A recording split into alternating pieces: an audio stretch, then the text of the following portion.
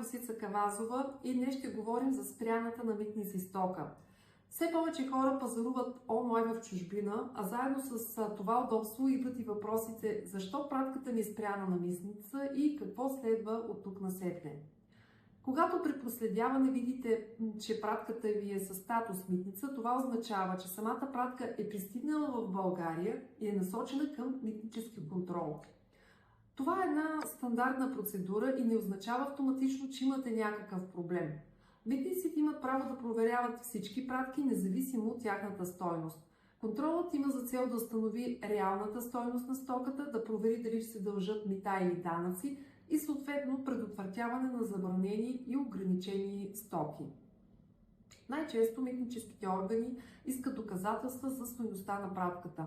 Това могат да бъдат извлечения от разплащателни документи, фактура, копия от онлайн поръчка. Митницата не начислява такси. Такси могат да бъдат начислени единствено от куриера или пощенският оператор, които имат свои такси за обработката и сътрудничеството, което осъществяват. Спряната на митница стока не е повод за тревоги. Това, което следва да направите, е да се подготвите с необходимите документи, в случай, че митническите органи изискат да представите такива. При необходимост ползвайте адвокатска помощ при определене на статуса на вашата пратка. Вие бяхте с адвокат Росица Кавазова.